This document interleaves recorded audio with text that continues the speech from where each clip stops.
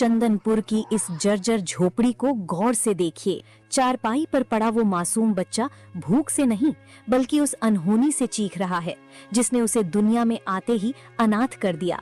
ऊपर चारपाई पर जिंदगी बिलख रही है और नीचे ठंडी जमीन पर उसके माँ बाप की लाशें पड़ी हैं। क्या ये महज एक इत्तेफाक है या कोई ऐसी अनजानी ताकत जो इस नन्ही जान को खुशियां नहीं बल्कि अपनों की चिताओं का बोझ उपहार में दे गई?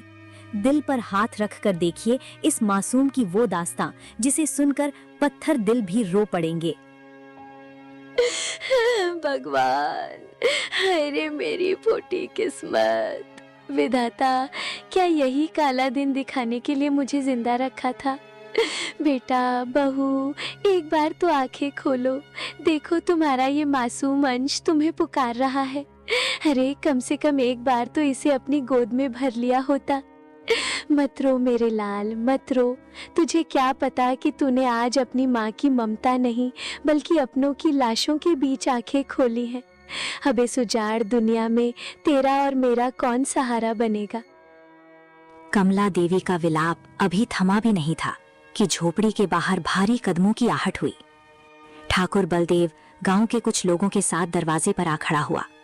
उनकी आंखों में संवेदना नहीं बल्कि एक खौफनाक नफरत और अंधविश्वास का साया साफ दिखाई दे रहा था। कमला बहन, अपनी छाती पीटना बंद कर। सच तो सबके सामने है। ये बच्चा नहीं, ये साक्षात काल की परछाई है जिसने कदम रखते ही अपने कुल को भस्म कर दिया। चंदनपुर की पावन मिट्टी पर इस अपशकुन के लिए कोई जगह नहीं। जिस बालक ने जन्मते ही अपने सगे माँ बाप को निगल लिया, वो कल पूरे गांव को खा जाएगा। इसे इसी वक्त सीमा से बाहर उस गहरी अंधेरी खाई में फेंक आओ, वरना अंजाम बहुत बुरा होगा। ठाकुर साहब, आपकी आंखों में रहम का एक कतरा भी नहीं। ये अनाथ बच्चा है, इसे आपकी लानत नहीं सहारे की जरूरत है। क्या एक मासूम अनाथ बच्चा आप जैसे ताकतवर लोगों को डरा रहा है? शर्माने चाहिए आप सबको इस बुज़दिली पर। ये बच्चा मेरा खून है, मेरा पोता है। ये कोई आफत नहीं, ईश्वर की अमानत है। मैं इसे पालूंगी, सीने से लगाकर बड़ा करूंगी। देखूंगी कौन इसे मुझसे छीनता है। ममता की पट्टी अपनी आंखों से हटा ले कमला। हम अपनी और अपने बच्चों की जान जोखिम में नहीं डाल सकते। ये ठाकुर बलदेव का फैसला है और यही गांव का न्याय है। हमें अपनी आने वाली पीढ़ियों की चिंता है, इस मौत के दूत की नहीं। ये बालक नहीं, ये काल का साया है। इस मनहूस को त्याग दे, वरना तू भी इस गांव के लिए आज से मर गई। मंजूर है मुखिया जी। अगर एक बेगुनाह बच्चे को अपनाना मौत है तो कमला को ये मौत 100 बार मंजूर है। जिस गांव की इंसानियत मर चुकी हो उस गांव के लिए मैं खुद भी मर जाना ही ठीक समझती हूँ। पर याद रखिए, इस मासूम को मनहूस कहने की भूल दोबारा मत करना। जब तक मेरे शरीर में प्राण है इस बच्चे को कोई हाथ भी नहीं लगा पाएगा। इसे छूने से पहले आप सबको मेरी लाश से गुजरना होगा। आज से हमारा भी इस गांव से कोई वास्ता नहीं।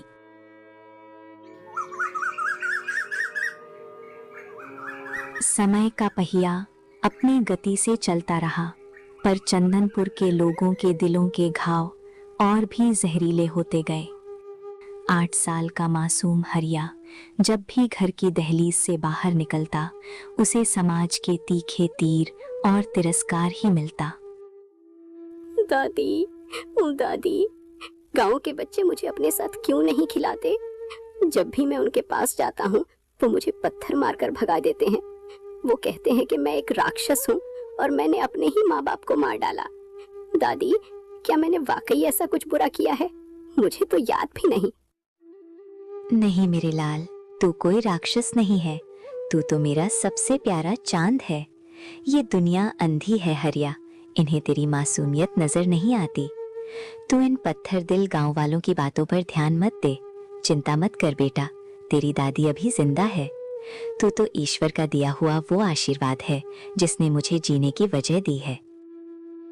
पर दादी, जब मैं कुएं पर पानी लेने जाता हूँ तो औरतें अपने बर्तन हटा लेती हैं और कहती हैं कि मेरे छूने से पानी जहर बन जाएगा। क्या मेरा शरीर इतना गंदा है? मुझे बहुत प्यास लगती है दादी, पर कोई मुझे पानी की एक बूंद तक नहीं देता। क्या भगवान भी मुझसे नफरत करते हैं जो उन्होंने मुझे ऐसा बनाया? भगवान किसी से नफरत नहीं करते बेटा, नफरत तो ये इंसान करते हैं जिनके दिल पत्थर के हो चुके हैं। तू प्यासा नहीं रहेगा, मैं तेरे लिए कुएं से मीठा पानी लाऊंगी। तू इन लोगों की बातों को दिल से मत लगा। एक दिन ऐसा आएगा जब यही गांव वाले तुझे सम्मान देंगे। बस तू अपनी हिम्मत मत हारना। क्या कभी कोई मुझे प्यार से बुलाएगा दादी? क्या मैं कभी दूसरे बच्चों की तरह हंस खेल पाऊंगा? मुझे बहुत अकेलापन लगता है। क्या मेरे माँ बाप मुझे इसीलिए छोड़कर चले गए क्योंकि मैं बहुत बुरा हूँ? सब मुझे मनहूस क्यों बुलाते हैं दादी? मुझे बस थोड़ा सा प्यार चाहिए। क्या ये मांगना भी गलत है? उन मासूम सवालों का जवाब किसी के पास नहीं था। देखते ही देखते 30 साल का लंबा सन्नाटा बीत गया। कमला देवी तो ममता का फर्ज निभाकर मिट्टी में मिल गईं, पर हरिया के जीवन में सिर्फ गहरा अकेलापन रह गया। अब उसकी आंखों में आंसू नहीं, बल्कि समाज के प्रति एक कठोर ज्वाला जल रही थी। 30 साल हर दिन मैंने प्यार की एक बूंद के लिए भीख मांगी, पर चंदनपुर ने सिर्फ नफरत दी। आज समझ गया कि मेरा मुकद्दर सिर्फ ये तन्हाई ही है। दादी तो कहती थीं कि मैं मनहूस नहीं हूं, पर देखिए आज भी मेरा साया ही मेरा इकलौता साथी है। लोग आज भी मुझे देखकर रास्ता बदल लेते हैं, जैसे मैं कोई जिंदा मौत हूं। सुबह की पहली किरण के साथ हरिया जंगल पहुंचा था ताकि अपनी मेहनत से अपनी किस्मत बदल सके।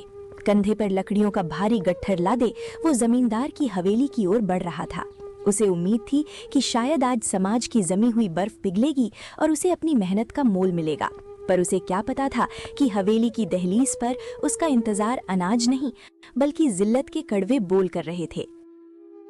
सरकार, आज सुबह सुबह जंगल की सबसे गहरी झाड़ियों से ये लकड़ियां काट कर लाया हूँ।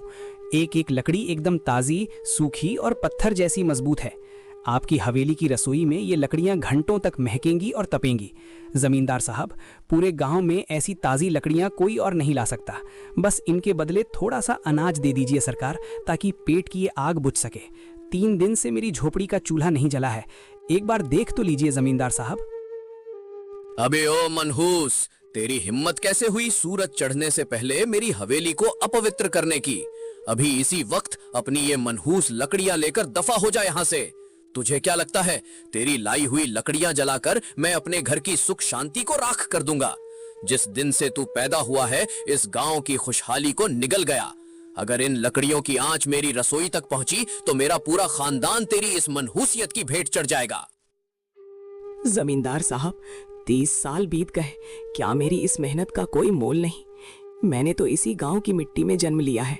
क्या भूखा मरना ही मेरी तकदीर में लिखा है? लकड़ियां मत लीजिए सरकार, पर कम से कम इंसान समझकर एक वक्त की रोटी तो दे दीजिए। मैं दिन भर कड़ी धूप और बारिश में अपना पसीना बहाता हूँ। क्या मेरी मेहनत पर मेरा एक निवाले का हक नहीं? क्या मेरा जन्म लेना इतना बड़ा पाप था कि उसकी सजा मुझे मरते दम तक भुगतनी होगी? हक की बात अपनी जुबान पर मत ला भागे। तेरा हक तो सिर्फ वो तिरस्कार है जो ये गांव तुझे देता है। चंदनपुर की हवा तेरी मनहूस सांसों से जहरीली हो रही है और तू रोटी की भीख मांगता है। निकल जा यहां से, नहीं तो लात मारकर बाहर फेंक दूंगा और दोबारा यहां अपनी मनहूस सूरत दिखाई तो तेरी टांगे तुड़वा दूंगा। दफा हो जा यहां से। ठीक है सरकार, अगर मेरी मेहनत की कोई कीमत नहीं तो शायद मेरी तन्हाई ही मेरी हकीकत है। पर याद रखिएगा, आप मुझे धक्के मार सकते हैं पर मेरे सीने में धधकती भूख को नहीं मिटा सकते। ईश्वर देख रहा है जमींदार साहब, एक दिन ऐसा आएगा जब आपको लकड़ियों की जरूरत पड़ेगी, पर तब ये मनहूस आपके पास नहीं होगा। वो चुपचाप गहरे जंगल की ओर चला गया, जहां पेड़ों के साए के अलावा उसे कोई अपना नजर नहीं आता था। एक पुराने बरगद के नीचे बैठकर वो अपनी फूटी किस्मत पर आंसू बहाने लगा। उसे अंदाजा भी नहीं था कि विधाता ने आज उसके लिए एक ऐसा फरिश्ता चुना है जो उसकी काली जिंदगी में प्यार का उजाला बनकर आने वाला था। हे विधाता, आखिर मेरा कसूर क्या है? सब मुझे मनहूस कहते हैं, जैसे मैं कोई अभिशाप हूँ। गांव में कोई पड़ोसी मेरा हाल तक नहीं पूछता। 30 साल का हो चुका हूँ, लेकिन अभी तक कुंवारा हूँ। गांव की कोई लड़की मुझसे शादी करने को तैयार नहीं। क्या मेरी पूरी उम्र इसी सन्नाटे और अपमान में कट जाएगी? क्या मैं वाकई इतना बुरा हूँ कि मेरे हाथ की ताज़ी लकड़ियां भी लोगों को जहर लगने लगी हैं?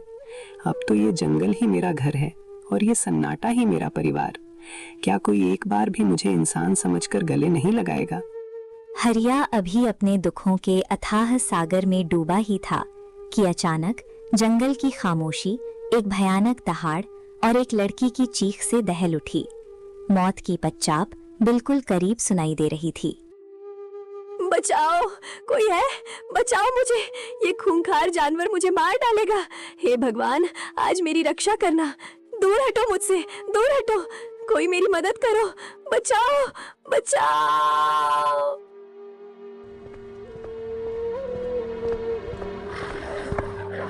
हरिया अपनी चमकती कुल्हाड़ी लेकर एक चट्टान की तरह बीच में खड़ा हुआ। शेर उसकी आंखों में मौत का बेखौफ मंजर देखकर ठिठक गया। हरिया की एक दहाड़ और हाथ में लहराती कुल्हाड़ी ने जंगली जानवर को भी पीछे हटने पर मजबूर कर दिया। शेर वहां से भाग गया। शुक्रिया, बहुत बहुत शुक्रिया। अगर आज आप सही वक्त पर ना आते तो वो दरिंदा शेर मुझे अपना निवाला बना लेता। आप कौन हैं? भगवान ने आपको मेरे लिए फरिश्ता बनाकर भेजा है। मेरा नाम सुनीता है। मैं रास्ता भटक गई थी और इस मुसीबत में फंस गई। फरिश्ता? नहीं लड़की, तुमने मुझे गलत पहचान लिया। मैं तो चंदनपुर का वो बदनसीब इंसान हूँ जिसे लोग मनहूस कहते हैं। मेरा नाम हरिया है। गांव वाले तो मेरे साये से भी दूर भागते हैं और तुम मुझे फरिश्ता कह रही हो? मनहूस? ये कैसी बातें कर रहे हैं आप? जिसने अपनी जान दांव पर लगाकर एक अनजान लड़की को बचाया, वो मनहूस कैसे हो सकता है? हरिया जी, लोगों की बातें पत्थर की तरह होती हैं, उन्हें दिल पर मत लगाइए। सच तो ये है कि मेरा भी इस दुनिया में कोई नहीं है। मैं एक अनाथ हूँ, दर दर भटक रही थी और आज मौत के मुंह में गिरते गिरते बची हूँ। मेरा भी हाल कुछ ऐसा ही है सुनीता। बचपन में ही माँ बाप का साया उठ गया। दादी ने पाला पर वो भी साथ छोड़ गईं। अब तो सिर्फ ये जंगल और मेरी कुल्हाड़ी ही मेरी सगी है।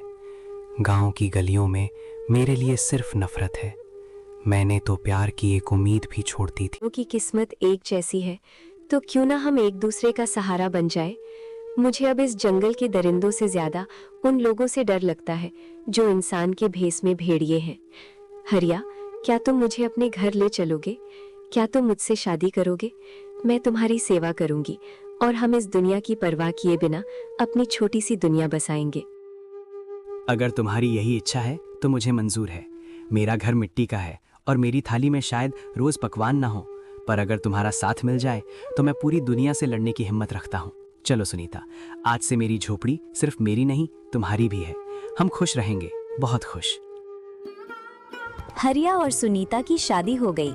हरिया ने अब चंदनपुर में लकड़ियां बेचना छोड़ दिया और पड़ोस के गांव में जाकर लकड़ियां बेचने लगा। वहां लोग उसे नहीं जानते थे, इसलिए उसे उसकी मेहनत का फल मिलने लगा।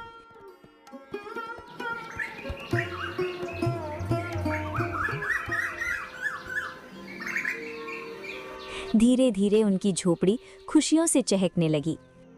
एक दिन सुनीता ने हरिया को वो खुशखबरी दी जिसका उसे बरसों से इंतजार था। हरिया जी, आज मैं बहुत खुश हूँ। हमारे घर में एक नन्हा मेहमान आने वाला है। विधाता ने हमारी प्रार्थना सुन ली है। मुझे विश्वास है कि जब ये बच्चा हमारे आंगन में खेलेगा तो समाज की सारी नफरत खत्म हो जाएगी। ये बच्चा हमारे प्यार की निशानी होगा और आपकी सारी उदासी दूर कर देगा। सुनीता, तुमने मुझे आज वो खुशी दी है जिसकी मैंने कभी कल्पना भी नहीं की थी।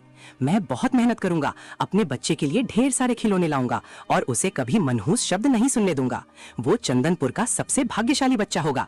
मैं उसे पढ़ाऊंगा, लिखाऊंगा और एक बड़ा आदमी बनाऊंगा। हाँ, वो बिल्कुल आपकी तरह बहादुर और नेक दिल होगा।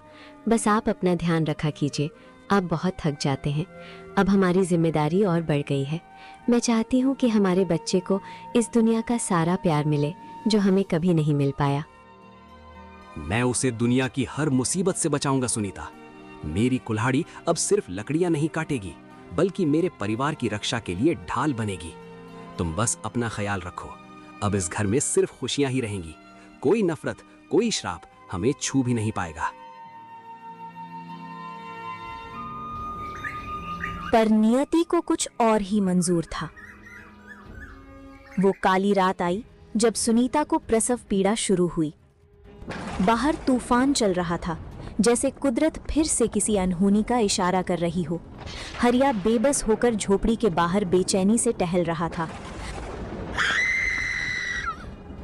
अचानक झोपड़ी के अंदर से एक दर्दनाक चीख सुनाई दी और फिर सब कुछ खामोश हो गया। सुनीता, सुनीता, क्या हुआ? तुम ठीक तो हो ना? कोई कुछ बोलता क्यों नहीं? हे भगवान, आज मेरी रक्षा करना। दाई माँ, बताओ मेरा बच्चा कैसा है? सुनीता चुप क्यों है? उसे आवाज दो, वो बोल क्यों नहीं रही? तभी झोपड़ी का दरवाजा धीरे से खुला और दाई माँ बाहर आई।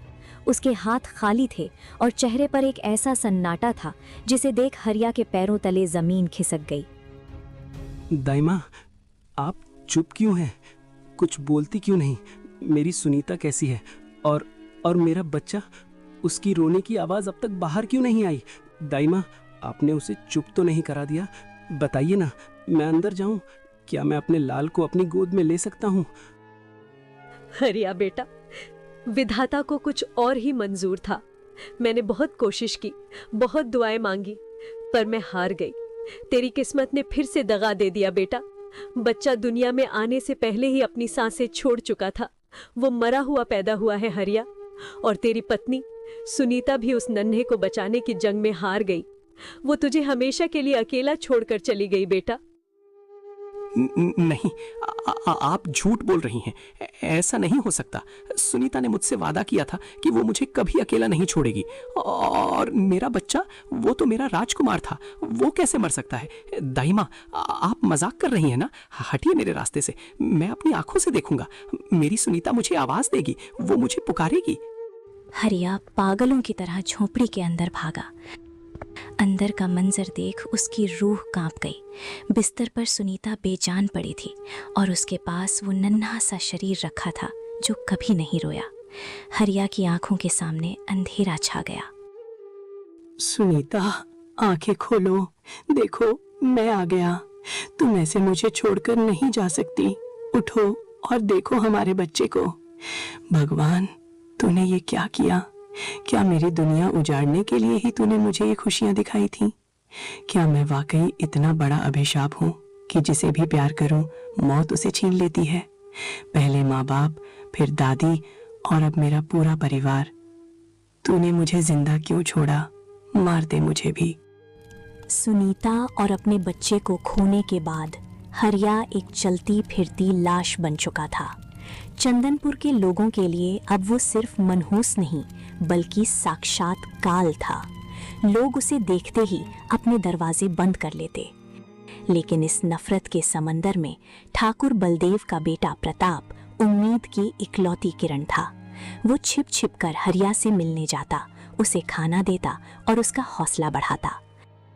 पर ये बात ठाकुर बलदेव को काट खाने दौड़ती थी। प्रताप, क्या मेरी बातें तेरे कानों तक नहीं पहुंचती? मैंने 100 बार मना किया है कि उस मनहूस हरिया के साए से भी दूर रहा कर। वो मौत की परछाई है जिसने अपने माँ बाप, अपनी पत्नी और अपने बच्चे तक को निगल लिया। वो तुझे भी बर्बाद कर देगा। तू चंदनपुर का भविष्य है। उस अभागे के साथ बैठकर अपनी तकदीर क्यों लिख रहा है? पिताजी, ये कैसी बातें कर रहे हैं आप? हरिया कोई मनहूस नहीं बल्कि इस समाज की सड़ी हुई सोच का शिकार है। उसने अपनों को खोया है, इसमें उसका क्या दोष? आप लोग उसे सहारा देने के बजाय और पत्थर मार रहे हैं। मुझे उसकी आंखों में कोई काल नहीं, सिर्फ बेपनाह दर्द दिखता है। मैं उसे इस हाल में अकेला नहीं छोड़ सकता। जुबान संभाल प्रताप। तू उस अभागे का पक्ष ले रहा है जिसने पैदा होते ही इस गांव की खुशियां छीन ली। अगर तू दोबारा उसकी झोपड़ी के पास भी दिखा तो मुझसे बुरा कोई नहीं होगा। मैं तुझे हवेली में कैद कर दूंगा, पर तुझे उस मौत के सौदागर के पास नहीं जाने दूंगा। चंदनपुर के मुखिया का बेटा एक मनहूस का दोस्त कहलाए, ये मुझे बर्दाश्त नहीं। अगर दोस्ती करना गुनाह है तो मैं ये गुनाह बार बार करूंगा। आपने उसे बचपन से दुत्कारा है, इसीलिए वो आज ऐसा है। उसे नफरत की नहीं, थोड़े से प्यार और हमदर्दी की जरूरत है। मैं आज जा रहा हूं उसे ये बताने कि पूरी दुनिया उसके खिलाफ हो सकती है, पर प्रताप उसका साथ कभी नहीं छोड़ेगा। आपकी लकीरें मेरा रास्ता नहीं बदल सकती। चला जा, पर याद रखना प्रताप, अगर उस मनहूस की वजह से तुझे कुछ हुआ तो मैं उस हरिया की बोटी बोटी काटकर गिद्धों को खिला दूंगा। वो खुद तो डूबा है, तुझे भी साथ ले डूबेगा। तू अपनी बर्बादी को खुद दावत दे रहा है। हवेली की ऊंची दीवारों के पीछे ठाकुर बलदेव का गुस्सा 7वें आसमान पर था, पर प्रताप के कानों में सिर्फ अपने दोस्त हरिया का दर्द गूंज रहा था। अपने पिता की सख्त हिदायत और नफरत को ठुकराकर प्रताप सीधा हरिया की उस टूटी फूटी झोंपड़ी की तरफ निकल पड़ा।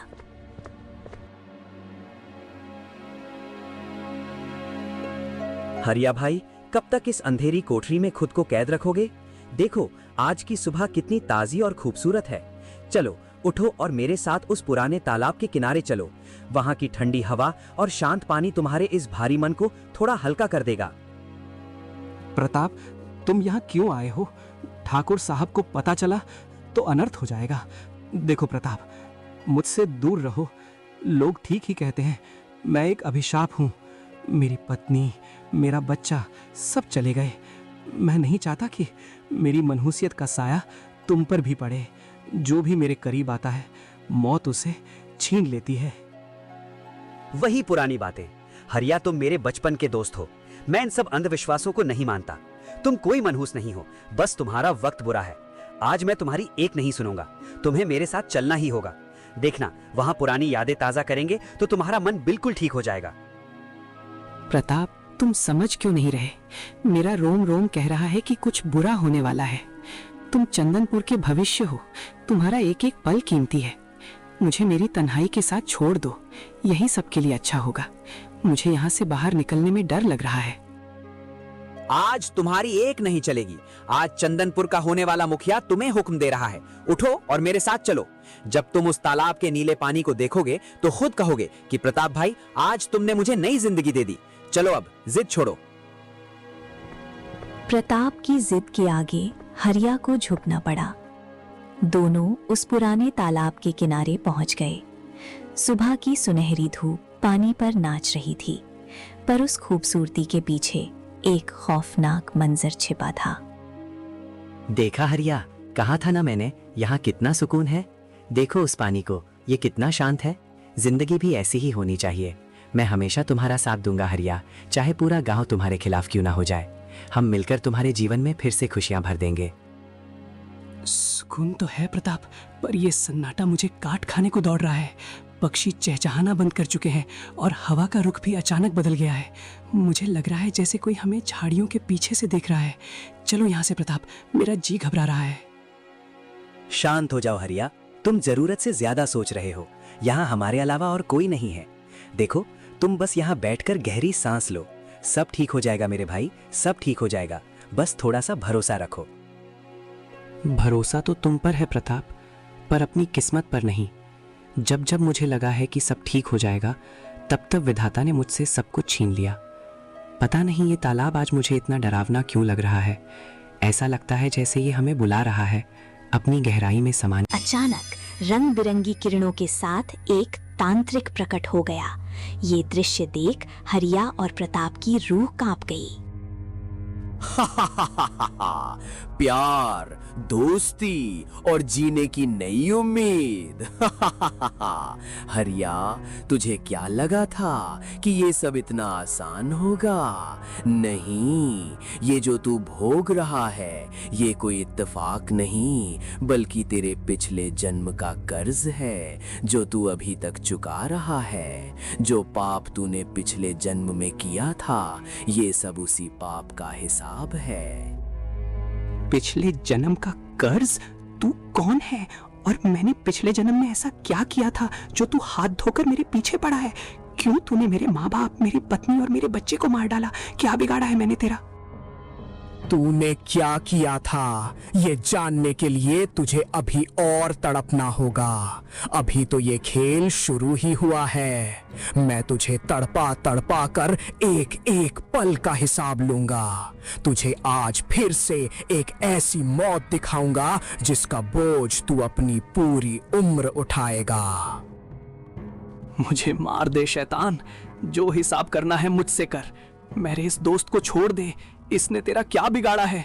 मैं तेरे हाथ जोड़ता हूँ, जो सजा देनी है मुझे दे, पर प्रताप को बख्श दे। तुझे मार दूं तो फिर मुझे मजा कैसे आएगा? तुझे जिंदा रखना ही मेरी असली सजा है। मैं तुझे नहीं बल्कि तेरे इस इकलौते दोस्त को मारूंगा। जब ये मरेगा तो चंदनपुर के लोग तुझे इसका कातिल मानकर नोच नोच कर खा जाएंगे। तू जब जिल्लत की ठोकरें खाएगा तब मुझे असली सुकून मिलेगा। नहीं, ऐसा मत कर। बता मुझे क्या किया था मैंने पिछले जन्म में। अगर हिम्मत है तो सच बता और मुझे खत्म कर। बेगुनाहों को मारना बंद कर, नीच तांत्रिक। धैर्य रख हरिया, वक्त आने पर तुझे सब पता चल जाएगा, पर तब तक तू सिर्फ आंसू बहाएगा और अपनी मौत की भीख मांगेगा। देख अब चंदनपुर के इस आखिरी चिराग का अंत।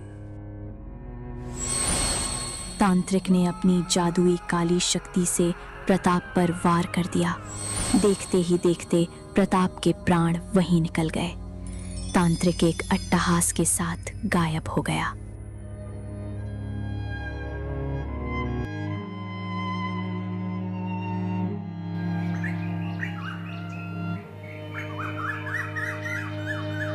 चंदनपुर की ठंडी सुबह अचानक मातम की चीखों से दहल उठी।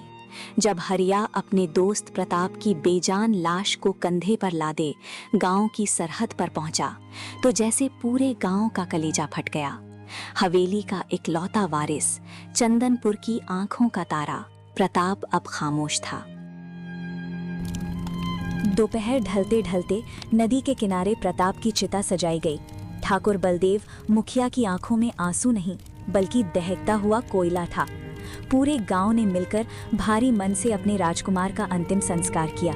जैसे ही चिता की लपटें आसमान छूने लगी, मुखिया ने एक भयानक प्रण लिया। मेरे बच्चे, तू इस मनहूस की दोस्ती की भेंट चढ़ गया। चंदनपुर के लोगों, गवाह रहना, आज इस चिता की आग तब तक ठंडी नहीं होगी जब तक उस दरिंदे को उसके किए की सजा न मिल जाए। आज शाम गांव के चौक पर महापंचायत बैठेगी। आज इंसाफ पत्थर की लकीर से लिखा जाएगा। शाम का समय गांव के चौपाल पर महापंचायत बैठी थी। बीच में हरिया खड़ा था, फटे कपड़े और आंखों में बेपनाह दर्द। चारों तरफ से सैकड़ों आंखें उसे नफरत से घूर रही थीं। हरिया, आज चंदनपुर की पंचायत तुझसे जवाब मांगती है। जिस थाली में तूने खाया उसी में छेद किया। प्रताप तुझे अपना भाई मानता था और तूने ही उसे उस काल तालाब में धक्का दे दिया। क्या ये तांत्रिक और रूहों का झूठा नाटक तूने अपनी मनहूसियत को छिपाने के लिए रचा है? सरपंच जी, ठाकुर साहब, मुझे मार डालिए पर मुझे झूठा मत कहिए। मैंने प्रताप को नहीं मारा, मैं तो उसे रोकने की कोशिश कर रहा था। वो तांत्रिक कह रहा था कि ये मेरे पिछले जन्म का कर्ज है। उसने मेरी आंखों के सामने प्रताप को अपनी काली शक्तियों के वार से मार दिया। मैं बेबस था, मैं अपने भाई को बचा नहीं पाया। चुप करो हत्यारे। पिछले जन्म का बहाना बनाकर तू अपने पाप नहीं धो सकता। तेरी परछाई भी अब इस गांव के लिए अभिशाप है। तूने मेरा वंश मिटा दिया। तूने इस मिट्टी की शांति छीन ली।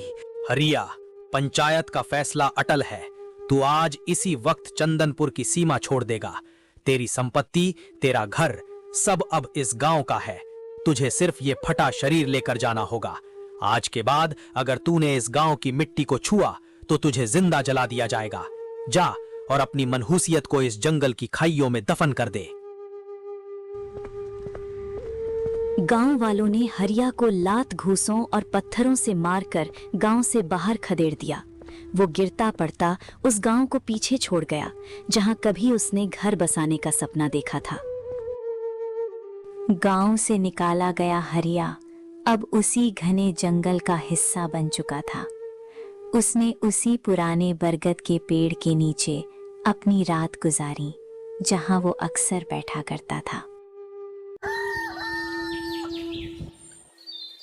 अगले दिन पत्थर और टहनियों को जोड़कर उसने एक छोटी सी झोंपड़ी तो बना ली, पर मन का बोझ कम न हुआ। जंगली फल खाकर पेट तो भर जाता, पर आत्मा भूखी थी, इंसाफ की और थोड़े से सुकून की। कई महीने बीत गए। हरिया का शरीर हड्डियों का ढांचा बन चुका था। एक रात उसे नींद नहीं आई। वो अपनी झोपड़ी के बाहर बैठकर आसमान को देखता रहा। ए विधाता, आखिर कब तक मैं इस जानवरों जैसी जिंदगी को ढोता रहूंगा? दुनिया ने तो मुझे त्याग दिया, पर क्या तुम भी मुझसे मुख मोड़े लोगे? नहीं, मुझे यकीन है कि अगर मैं तुम्हारे दरबार में मत्था टेकूंगा तो तुम मेरी पुकार जरूर सुनोगे। कल सुबह सूरज उगने से पहले मैं गांव के मंदिर जाऊंगा। जब सब सो रहे होंगे तब मैं अपने प्रभु के दर्शन करूंगा। शायद वहीं से मेरे जीवन का कोई नया रास्ता निकले। भोर का समय था। चंदनपुर अभी भी गहरी नींद में था। हरिया साई की तरह छिपता हुआ मंदिर पहुंचा। सामने मुखिया ठाकुर बलदेव खड़ा था, जो हरिया को देख लेता है। अबे ओ मनहूस, तेरी हिम्मत कैसे हुई चंदनपुर की सीमा में फिर से पैर रखने की, और वो भी इस पवित्र मंदिर की सीढ़ियों पर? क्या तूने सोचा था कि रात के अंधेरे में तू यहाँ आएगा और हमें पता नहीं चलेगा? तेरी परछाई पड़ने से ही ये मंदिर अपवित्र हो गया है। सरकार, मुखिया जी, मैं यहाँ किसी को नुकसान पहुँचाने नहीं आया। मैं तो बस अपने प्रभु के दर्शन करना चाहता हूँ। माँ बाप, पत्नी, बच्चा और दोस्त सबको खो चुका हूँ। अब बस इस ईश्वर का ही सहारा बचा है। मुझे बस एक बार मत्था टेक लेने दीजिए। मैं वादा करता हूँ कि सूरज की पहली किरण से पहले मैं वापस जंगल चला जाऊँगा। दर्शन? तेरे जैसे पापी और मनहूस को भगवान भी नहीं देखना चाहते। तूने मेरे इकलौते बेटे प्रताप की बलि ले ली और अब यहाँ अपनी खैरियत मांगने आया है। सुन हरिया, तेरे इस मंदिर में आने से किसी का भला नहीं होगा, पर तेरे यहाँ से भाग जाने से पूरे गांव का भला जरूर होगा। मुखिया जी, भगवान तो सबके हैं। क्या एक अभागे को अपने दुख सुनाने का हक भी नहीं है? मैंने प्रताप को नहीं मारा, मैं तो उसे जान से ज्यादा प्यार करता था। मुझे बस एक बार प्रभु की मूरत देख लेने दीजिए, शायद मेरा मन शांत हो जाए। हक की बात मत कर। तेरा हक सिर्फ इस जंगल की धूल है। अगर तू एक पल भी यहाँ और रुका तो मैं पूरे गांव को जगा दूंगा और फिर तुझे इस मंदिर की चौखट पर ही दफन कर दिया जाएगा। भाग यहाँ से। अपनी ये मनहूसियत वापस उस अंधेरी झोपड़ी में ले जा। भगवान को भी तेरी प्रार्थना की जरूरत नहीं है। मुखिया ने हरिया को धक्के देकर मंदिर से बाहर निकाल दिया। लगता है ईश्वर के द्वार भी मेरे लिए बंद हो गए। अब कहाँ जाऊं? किससे अपनी पीड़ा कहूं? हे प्रभु, क्या वाकई मेरी किस्मत में सिर्फ तिरस्कार ही लिखा है? यही सोचते हुए हरिया भारी मन से अपनी झोपड़ी की ओर बढ़ रहा था। तभी जंगल के बीचों बीच उसकी नजर एक तेजस्वी साधु बाबा पर पड़ी। अपनी पीड़ा सुनाने की आस लिए हरिया के कदम खुद ब खुद उन साधु बाबा की ओर बढ़ चले।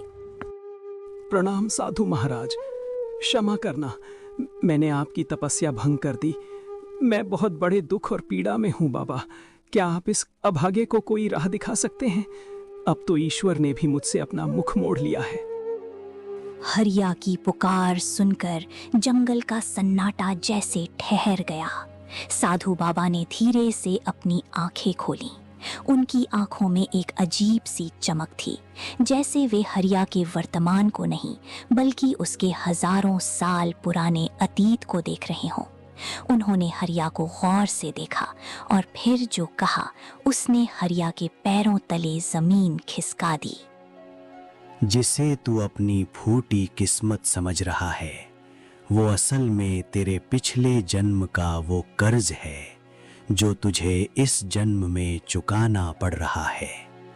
आज मंदिर से तेरा निकाला जाना तो महज एक बहाना था। आखिर नियति ने तुझे मुझसे मिला ही दिया ताकि तू अपने अतीत का वो खौफनाक सच जान सके। पिछले जन्म का कर्ज? बाबा, मैंने पिछले जन्म में ऐसा क्या किया था जिसकी इतनी भयानक सजा मुझे आज तक मिल रही है? आखिर कौन हूं मैं? उस सच को जानने के लिए तुझे समय की परतों के पीछे जाना होगा। पर याद रख हरिया, वो सच इतना कड़वा है कि शायद तू उसे बर्दाश्त न कर पाए। क्या तू तैयार है अपनी असली पहचान जानने के लिए? आखिर कौन था हरिया पिछले जन्म में? क्या था वो भयानक पाप जिसकी सजा उसे आज तक मिल रही है? और कौन है वो तांत्रिक जो मौत बनकर हरिया का पीछा कर रहा है? इन सब रहस्यों से पर्दा उठेगा अगले भाग में। दोस्तों, अगर आप हरिया के पिछले जन्म का रहस्य जानना चाहते हैं तो कमेंट में पार्ट 2 जरूर लिखें। और अगर आपको ये कहानी पसंद आई हो तो वीडियो को लाइक करें और अपने दोस्तों के साथ शेयर करें। आपका साथ हमें और भी मज़ेदार और प्रेरणादायक कहानियाँ लाने की ताकत देता है। तो सब्सक्राइब करके हमें और ज़्यादा मेहनत करने का हौसला दें।